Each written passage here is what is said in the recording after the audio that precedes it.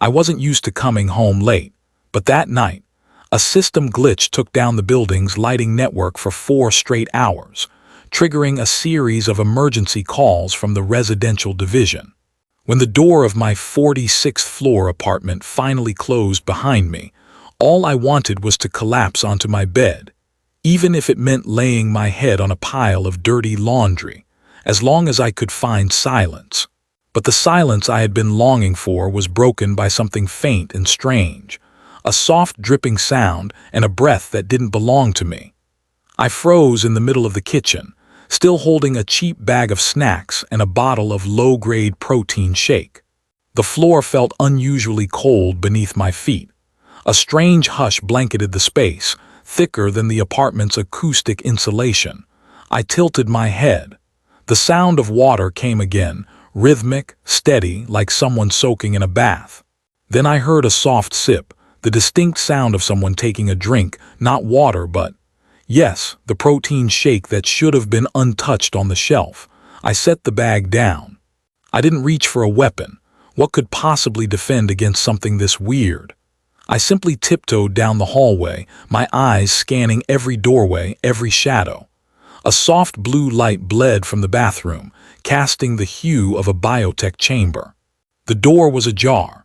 Steam wafted out, carrying with it a scent that defied naming but was unmistakable. An intoxicating blend of raw spice, burnt cinnamon, the damp earth before a thunderstorm, and a lingering trace of unfulfilled desire.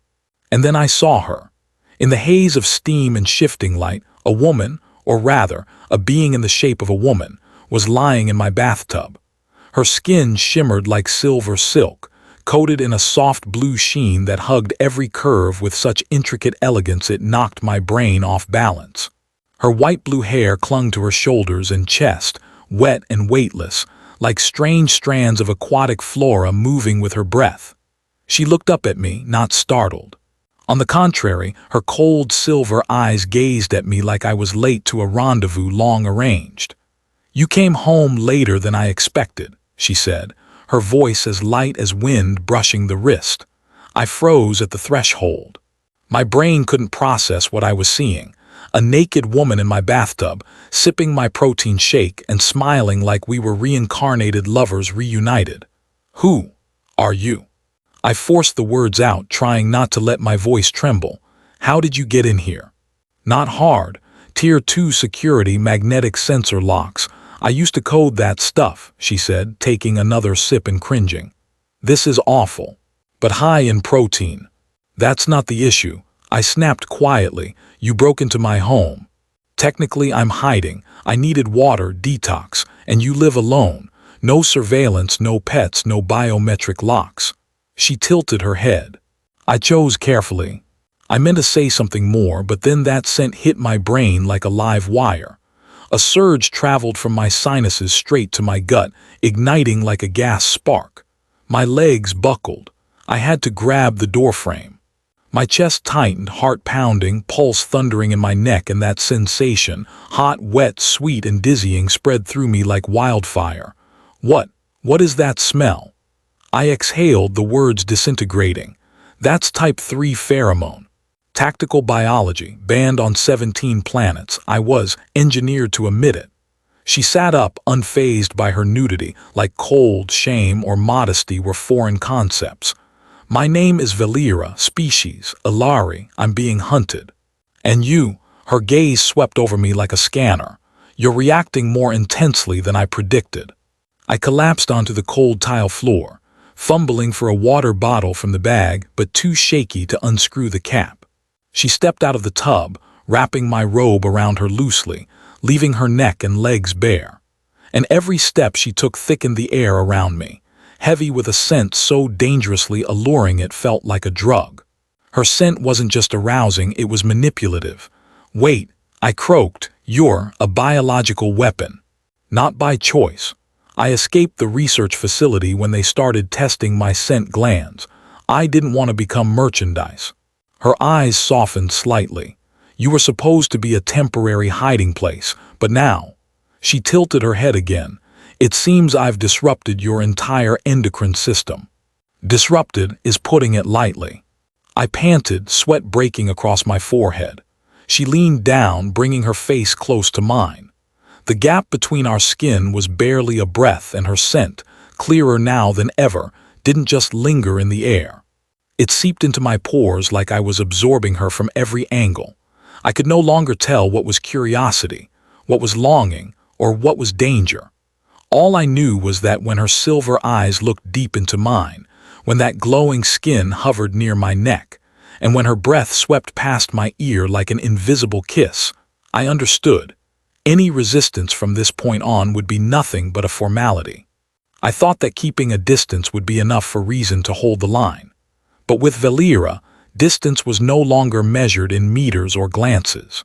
With her, distance vanished the moment a drop of sweat touched skin, when a faint breath grazed the nose, when those silver eyes locked onto every weak point in my body I never even knew existed. She moved around my apartment as if it had always been hers. Every bare step on the tile was a soft intrusion, soothing yet quietly stealing more and more control from me. I sat slumped on the kitchen floor, trying to focus on the scrape on my left knee just to keep my brain from shattering. But nothing could block out the way her scent slipped into each breath like a biological narcotic, triggering every emotional receptor I didn't even know I had. She opened my fridge, pulled out a cold slice of pizza, took a bite and frowned. "Your food, it's strange," like disappointment pressed into a triangle. I couldn't laugh.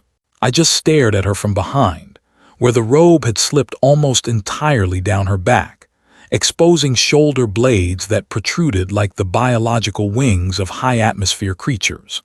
The pale kitchen light fell on her skin, casting a faint glow like mist on silk. Then she turned to me, her gaze not harsh, not accusatory, just present. "Do you know you're infected?" she asked, voice light as if talking about the weather. "My pheromone, it doesn't just arouse, it bonds." I swallowed hard, my throat parched. "Bond? What do you mean?" Alari pheromones weren't engineered just to make someone lust. We were created to trigger a kind of biological imprint, to make the emotional nervous system memorize the scent, like a stamp into the ego. Once exposed long enough, the affected host can no longer function normally without it. It's not just desire, it's encoding. I backed into the wall, bumping my head gently against the cold edge of the kitchen counter. I was addicted. I was no longer me. And you knew that, yet you came here. She didn't answer right away. She just stepped forward, slowly, very slowly, and her scent, it deepened, like a warm wave brushing over every cell. When she stopped right in front of me, I realized my heart was beating so fast each pulse felt like a punch against my ribs. "I didn't choose this place for convenience," she whispered. "When I scanned the biosignatures in the area, yours resonated. You had low immediate resistance but high receptivity. That means," she leaned closer, "you can tolerate me longer than others. And that's why you're here. No, that's why I didn't leave." The moment she placed her hand on my chest, everything tightened. Her hand wasn't warm like a human's, it was cool, like silk beneath moonlight. But from that point, where her skin touched mine, a surge exploded like a triggered reflex, as if my body had finally identified a code it never knew it was missing. "You're trembling," she said, lips near my cheek. "I know," I rasped. "And your heart, it's contracting in waves like it's about to burst." "I know. Then why haven't you pushed me away?" I closed my eyes. "Because I'm not sure I'd survive if I did." Valera chuckled softly, not a mocking laugh, not a victorious one, but the laugh of a being wrestling with the very biological weapon encoded into her flesh. A longing she herself couldn't control. Then she kissed me. It wasn't gentle. It wasn't shy. It was the jolt of two currents colliding, waking every dormant sensory line in my body after decades of hibernation. Her lips were soft but insistent. Her tongue moved past my teeth like it already knew my jaw's architecture from within my genes. And her scent, dear God, the scent, didn't just flood my nose. It seeped into my mouth, my neck, my skin. My whole body twitched. I wasn't thinking anymore. I was only feeling. Both my hands clutched her waist, tightening instinctively. I couldn't let go, could not pull her closer. The robe slipped down. Her back was as smooth as a night lake. Touching her didn't feel like touching a person. It felt like touching something designed to make humans believe they were still in control, when in truth, every receptor in their brain had already been rewritten with a single name. Valera, that, she hissed near my neck, was the first touch, but it won't be the last. I cupped her face, looking into those silver eyes reflecting the kitchen light. It wasn't like an addict gazing at their drug. It was like someone who just realized that beauty could be a weapon, and sometimes you let yourself be conquered because you wanted to keep the scar forever. Then don't stop, I whispered. If I've already lost control, at least let me choose who takes it. I wasn't sure how much time had passed since our lips parted. Maybe a few minutes, or maybe an entire lifetime had been condensed into those few breaths. When I opened my eyes, my hand was still resting on her bare hip, and her breath was still gently brushing against my neck like the fragile proof of survival after an emotional impact of biological magnitude. We didn't speak. We didn't need to. Every word at that moment felt clumsy and excessive, like sticking a note on a door that had already been blown off by an explosion. I was learning how to breathe again, but not ordinary air. I was breathing air that carried the scent of Valera, a scent no longer foreign but so intimately familiar that without it, I wasn't sure I would still be myself. She sat up first, pulling the robe that had slipped to the floor, but she didn't wear it. She only draped it over her shoulders, just enough to cover the sensitive parts of her body, yet still revealing enough to shatter all the self-restraint I had managed to piece together. She looked out the window, the wide pane facing the city corridor in the distance, where thousands of signal lights blinked through the thick optical dust of the atmospheric layer. "They're coming," she said, her voice calm but certain, like a radar scanner announcing fact, not fear. I got to my feet, partly out of instinct, partly because I didn't want to be the man lying there like he'd been undone by a kiss. But truthfully, my body hadn't fully recovered from her biological wave.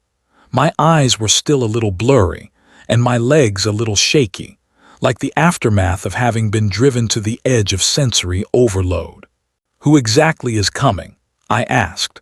Valera turned to me, and for the first time I saw a real flicker of worry in those silvery eyes. No more cold mystery, no more teasing provocation. Only tension, enough for me to know this was no longer a game of chemistry. Pursuit forces, the kind designed for disobedient life forms within the strategic biology program. Once I broke through the lab's defense protocols, they activated the ScentNet, the biological scent detection network. They don't need to see me. They only need to smell me. I nodded slowly. "And your scent is now all over my apartment." "Not just the apartment, you've been marked too." That hit me like a punch to the chest. "You mean your body is now emitting secondary pheromonal traces. You've been contaminated. Even if we isolated this space, ScentNet would identify you within 3 steps." I exhaled a dry breath. My chest felt like it was anchored in stone. I knew I had ventured too deep into danger, but now it wasn't just emotional anymore. This was a manhunt, a matter of life and death. "So, is there a way to erase the scent?" I asked, though I already suspected the answer. Valera stayed silent for a moment. Then she walked slowly toward me, each step deliberate, as if approaching me now was the most dangerous move of all. Then she lifted her hand and gently touched my collarbone, where a drop of sweat still clung from the hormonal storm we had just gone through. "There are 2 ways," she said. "1, using heavy neural suppressants, something strong enough to shut down all pheromonal reactions, but it will also erase all related neural memories. It's like severing the emotional link your body has already memorized. And the 2nd way." "Accepted." I froze. "Accept. Complete the imprinting process with me." I looked her straight in the eye, not like a man enchanted by beauty, but like someone who now stood at the crossroads between 2 worlds, one where I was safe but without her, and one where I had her, but faced every risk imaginable. What does completing the imprinting mean? A permanent biological bond. After that, any scent detection system will register you as part of my body. The sensors won't identify you as a target, but as an extension of me. It's old tech, but it works. I chuckled softly, the sound cracking like the final shard of my reason falling to the floor. So I'll become, what? A biological mate, a bonded male. Valera didn't smile.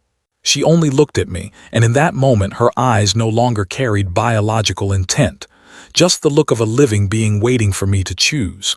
No control, no manipulation, not a mate, not a male, a half. I remained silent. Outside the window, the signal lights changed color. In the distance, a sound like ultrasonic rotor blades began to hum, the unmistakable noise of a Class 3 patrol drone. I took a long breath, then stepped forward and took her hand. If I do this, I'll never be normal again. She nodded. You'll be the first of your kind bonded in our way. And if I don't, they'll capture me, dissect the pheromone glands, reconstruct my brain, wipe out emotions, and they'll come for you next for aiding me. I looked down at my hand, then back into her eyes. There were plenty of reasons to run, but not one reason strong enough to make me want to leave. So, I whispered, how do we complete the imprinting? She stepped closer, pressing her forehead gently against mine. Her scent no longer invaded, but seeped into me like warm spring water. She didn't answer with words, only let her lips glide across mine down to my neck to my shoulder, guiding my hand to her waist, where her skin was soft and alive like bioflame awakening. The reaction only happens when both sides consent, she whispered. Are you sure? I closed my eyes. No, I replied, but I've already chosen. And in that moment when her lips sealed to mine again, I knew. Every second after this, whether hunted, identified, or cornered, I would never regret abandoning normality to hold on to something extraordinary named Valera. When her lips touched mine again, there was no longer any surprise, no biochemical shock. I had anticipated it. I wasn't overwhelmed this time. I willingly fell into it. The wave of pheromones was no longer a hammer to my nerves, but a tide soothing each clenched muscle fiber. That scent wasn't foreign anymore. It had become my scent. Valera said nothing. She guided me with her hands, her eyes. Each breath she exhaled onto my skin, encoding every point of contact into a permanent string of sensory data. Imprinting doesn't need ritual, she once told me, but it requires totality. I understood this as we stood close in the flickering light of the kitchen, when she let her robe slip from her shoulder, revealing skin smooth as living moonlight. She let me look, touch, explore. No urgency, no coercion. Every slow stroke of my hand down her spine made both of us shiver. She wasn't human, but in that moment she was emotion incarnate, raw, alive, aching, and fragile. We began to move toward the long couch, but halfway there, Valera pressed me gently against the glass wall, where the greenish-blue city light streamed onto her bare back like an armor made of photons. She wrapped one arm around my neck, the other sliding down to my abdomen, slipping beneath my shirt like she was tracing hunger signals that had never been named. I groaned in my throat when her tongue traced the edge of my ear, each pass bursting waves of dopamine into my bloodstream. She didn't just want to touch. She wanted to etch herself into my neurons, fiber by fiber. And I, like a device fully receptive, could do nothing but open myself entirely as she uploaded her biocode into every inch of my being. When our bodies finally fused, there was no clumsiness, no awkwardness, only instinct meeting knowledge, lust merging with signal and her scent, not just surrounding me now, but infiltrating every skin layer, every cell like a form of biological ink carving its identity into mine. You won't be able to break free after tonight, she whispered as we sank into the rhythm of connection. No matter where you go, your olfactory system will always call my name into the wind. I raised my head, pressing my lips to her shoulder as if letting go would make me vanish. I don't need a way out, I said. I need someone to dissolve into. The heat between us was no longer physical temperature.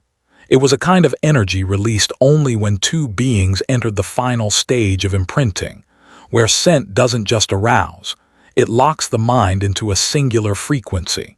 We began to synchronize: breath, heart rate, muscle contraction cycles, hormone pulses. I wasn't just touching Valera anymore. I was becoming an extension of her, and she of me. The moment of climax wasn't about pleasure. It was the moment I realized I no longer belonged solely to myself. In her eyes, I saw myself. A rougher version, yes, but now embedded with a code of love, as if I had just entered a contract without words. I could die for her, but I chose to live for her. She exhaled softly against my skin and whispered, "The mark is sealed. Imprinting is complete." I pulled slightly away from her, but not completely. Even without touch, I could still feel her warmth flowing through my bloodstream. I knew now that if any scanner passed over me, it would no longer distinguish between us. We were already merged. We held each other in silence for several minutes, until the sounds outside became clearer. A red beam flickered past the window. Class 3 surveillance drone. "They're here," I said, my hand instinctively tightening around her waist. Valera nodded. "They may no longer tag you as a target, but they can still attack to collect samples. We have to move." "Do you have a plan?" "The engineering level. There's a vent shaft that leads directly into the underground conduit lines. If we can reach the neutral civilian zone, they won't dare interfere. Just a few more minutes." She wrapped her robe back around herself. I pulled my clothes on with slightly trembling hands, not out of fear, but from the residual imprinting echo still repeating like sonar under my skin. As we stood, I looked at her again, this time no longer as an intruder in my life, but as someone I had carved into my body like a biological vow that couldn't be undone. I stepped forward, brushing her cheek lightly. "What are you to me now?" She smiled, not cold, not seductive, just true. "I'm what your body will recall every time it tries to remember how to feel alive." And I understood. With every breath I take now, I will carry her inside me.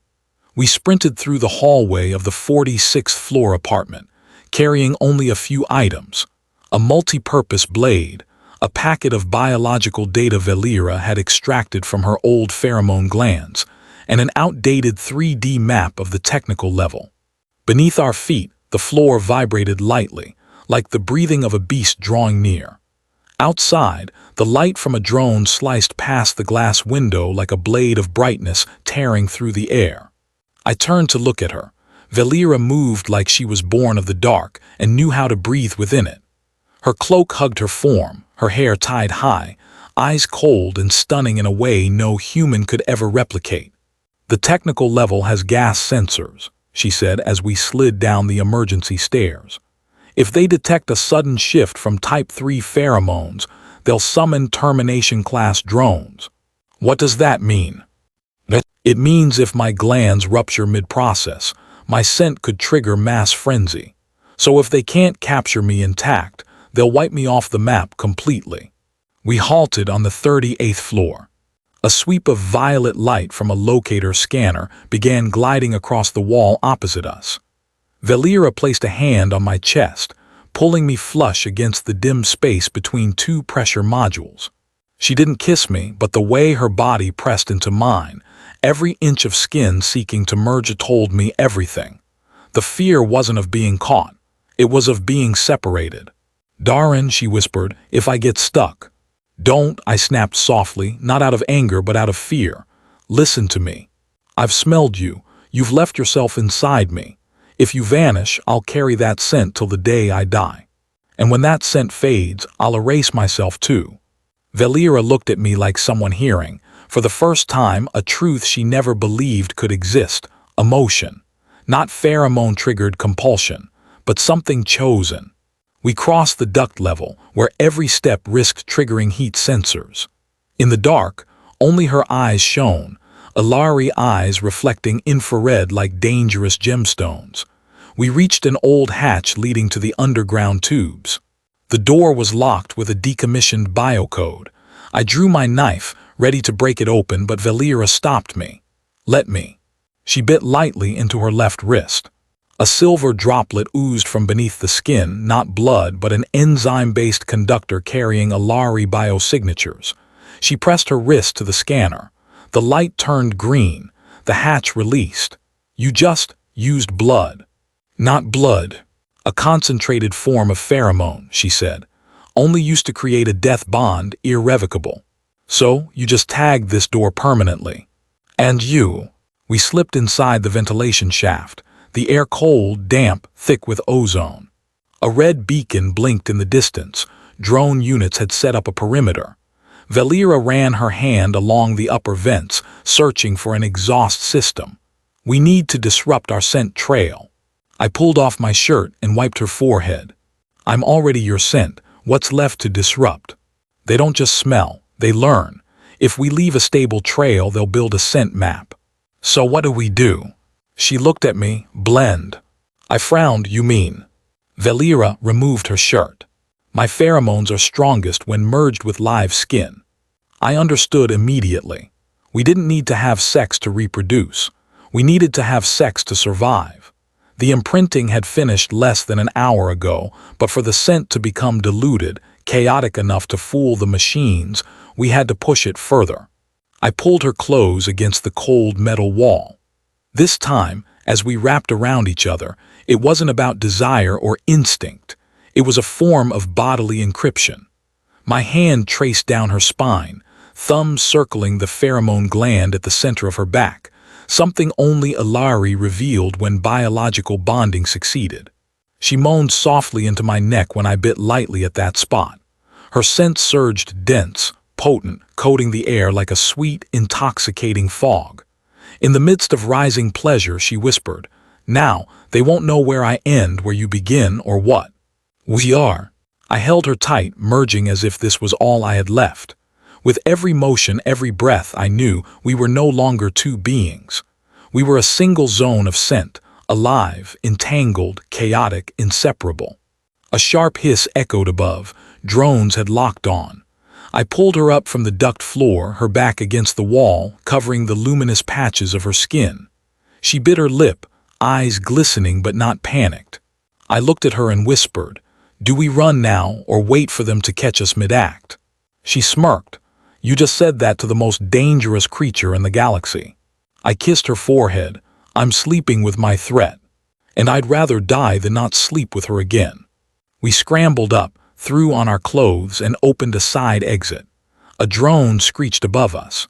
We dove into the bio-waste station, where all pheromone signatures blended like liquefied sewage. Valera triggered the last bio-release node in her wrist. "Now they'll lose our trail." "Where are we going?" "There's a zone. It's called the neutral tier. If we get inside, they won't touch us." "And if we don't?" She clutched my hand tightly. "Then I'll make the entire system smell you, and turn it into a reverse beacon. Anyone who touches you won't ever get to smell life again." We ran, never looking back. Her scent was now mine too. The gate to the neutral zone had no guards, no weapons system, no sentry towers. Only a massive scent scanner stood there, towering over 3 meters tall, sweeping slow beams of pale blue light like a moon hidden behind murky clouds. Every organism passing through would be fully analyzed: sweat glands, pheromone traces, biological enzyme codes. No documents, no justification, just scent, and scent doesn't lie. Valera and I stood at the gate, clothes torn, bodies soaked, both of us radiating unmistakable biological markers of excessive imprint bonding. The checkpoint officer looked at us as if we were a walking headache. "Pheromone couple," he asked, glancing at the scanner's readout. "Imprinted," Valera replied. "Biological system. Alari and human." He raised his eyebrows, not because it was unheard of, but because it was so rare it bordered on absurd. "Verification required," he said, then ushered us into a sterile white room. Floating in the center was a sphere-like device, the kind known as an emotional biometric AI verifier. A system that cannot be deceived, cannot be persuaded. It simply reads signals and judges. Place your hands on both sides, the machine instructed. Valera and I placed our palms onto the two glowing silver depressions. Analyzing. Pheromone match, 97.4%. Neural response resonance, 91.7%. Synchronized heart rate upon skin contact, 98.2%. Biological imprint code detected, class 4. Relationship confirmed, bonded mates. Legal biological couple? I asked. Not yet. Formal registration is required for protection under the Interstellar Treaty. I turned to Valera. Her eyes held no fear, but there was silence, a rare, faint hesitation. I wasn't trained to stay, she said, voice as soft as wind brushing through fabric. Ilari don't build families. We imprint, then we're used. We don't love. We don't bond, just bio-coded functions. And now? I asked, gently placing my hand over her chest, right where I knew her pheromone gland had marked me. What am I to you? She didn't answer right away. She simply stared at me long, deep, and then nodded. You're home. We registered. Not with a signature, but by allowing the AI to extract a drop of sweat from where our pheromones pulsed strongest, her wrist, my left chest. A green light blinked. The system broadcast a signal to all enforcement drones. Do not approach. Any attempt to pursue would be considered a violation of individual biological sovereignty under Clause 8.6 of the Multiplanetary Accord. We stepped into the streets. Low buildings, soft yellow lights, and a feeling I'd never known before, safety. Valera held my hand, not tightly, just enough for her fingers to slip through mine, the way she had once slipped through my nervous system, quietly but irrevocably. What are we now? I asked as we walked slowly down the street. She tilted her head. We're one. Free. The price of freedom, she said. I nodded. In my mind lingered the sensation of her skin on mine, her scent soaked into my shirt, the sound of her breath after each time we crossed the line between pain and bonding. I stopped in the middle of the street and turned her toward me. Valera, I wasn't born to love an alien, but if I don't kiss you today, if I don't sleep beside you, if I don't know what you smell like after battle, I will never be myself again. She smiled. You already are me. I kissed her in the middle of the street, in the heart of the neutral zone, beneath the gazes of alien species and indifferent eyes. And through all of it, I knew. We didn't survive because we ran. We survived because we chose to love. 3 days after registering as a biological couple, we lived in a small apartment on the semi-neutral fringe, a place where all species could exist without government papers, as long as they didn't leave strong enough biological traces to trigger regional alerts. I learned to breathe when she wasn't beside me, but whenever she was more than 3 rooms away, my heartbeat faltered. And for Valera, it was the same.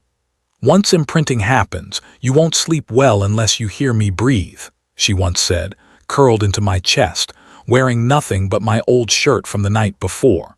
She had a habit of guiding my hand to the bare skin just below her stomach, where her passive pheromones still simmered, like a quiet biological system constantly demanding reconnection. I didn't complain. Every night when I pressed my lips to her shoulder, I knew. I was no longer just a man. I was a neural contact zone she had marked with biology and with love. But peace, especially the kind that comes too fast, is always the easiest to shatter. That morning, a summon appeared in the middle of our living room, a red hologram encrypted with interplanetary government authority. It wasn't addressed to me. It was transmitted directly to Valera's secondary pheromone gland, which meant they had picked up her scent through the Neural City interface system.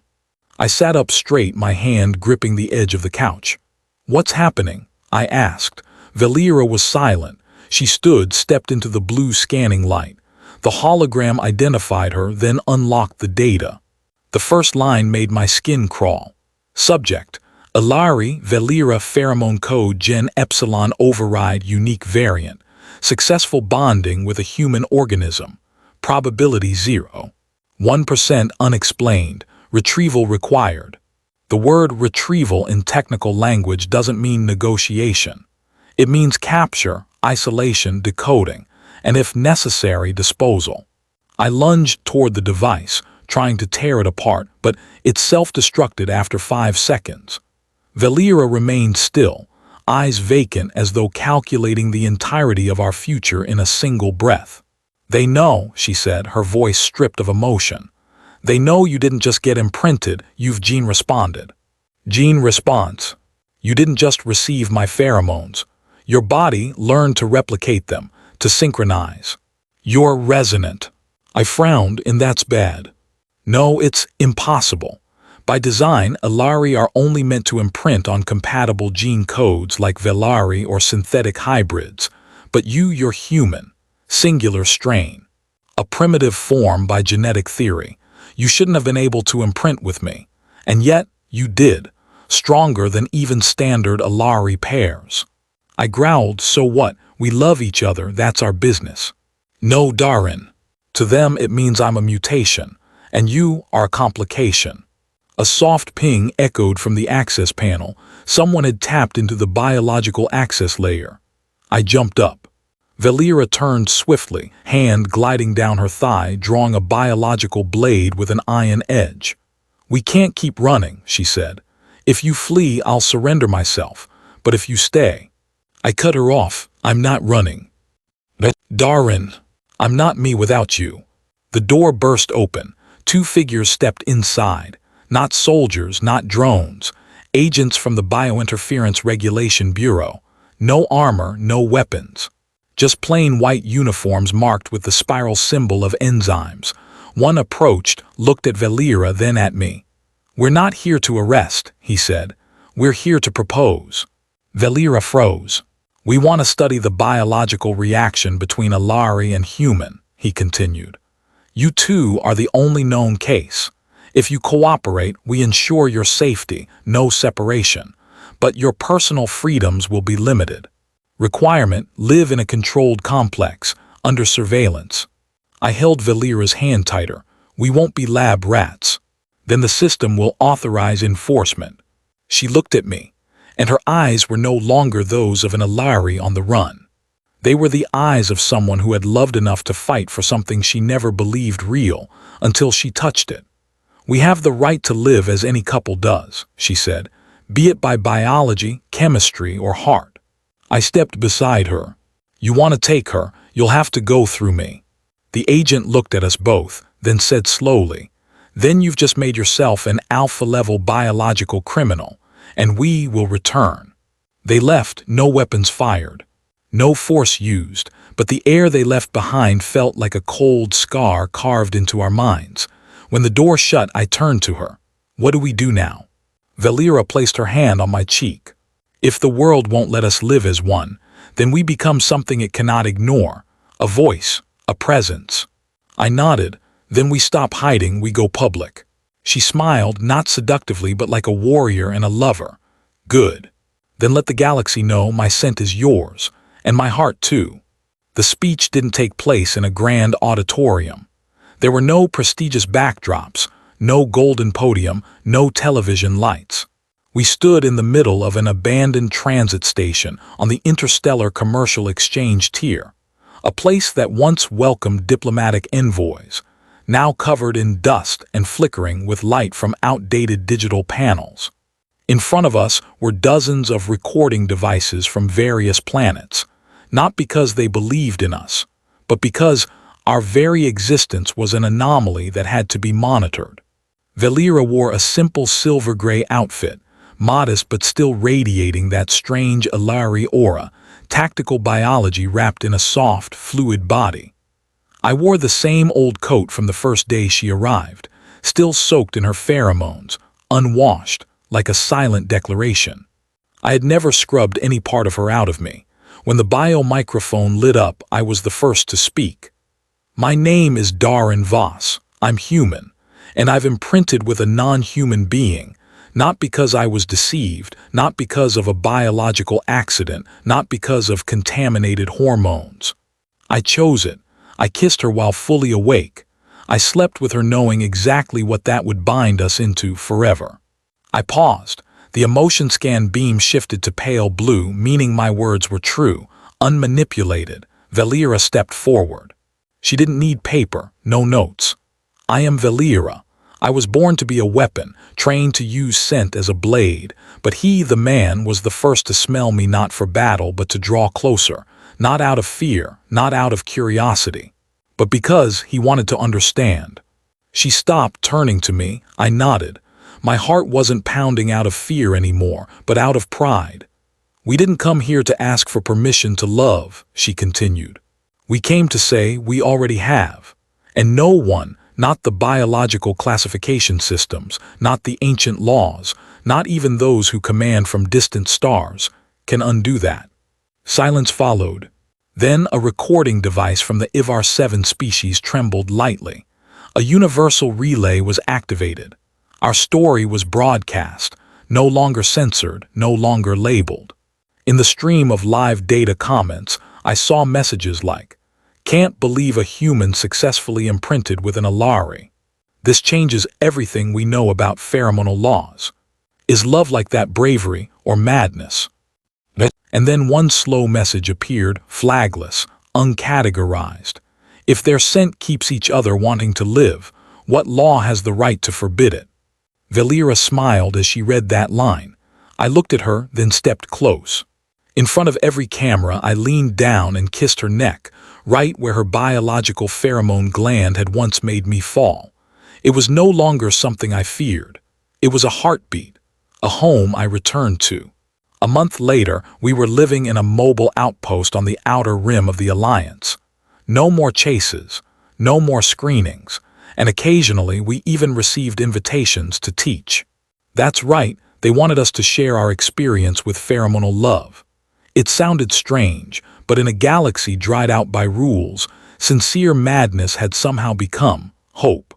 Every night as Valera curled into my shirt, resting her head on my chest, she would often ask, "Do you smell it?" And I would always answer, "Yes, you." She would laugh, then whisper, and if one day that scent fades, I would pull her closer. Then I'll recreate it, from memory, from size, from every second I ever lived having you beside me. She'd go quiet for a moment, then breathe out like a blessing. Then you'll be the final trace. If the world forgets my scent, at least you'll still remember. Our story didn't change the galaxy overnight, but it cracked open a fracture in what was once thought absolute. And through that crack, new things were born. Hope, courage, and a love that needed no shared species.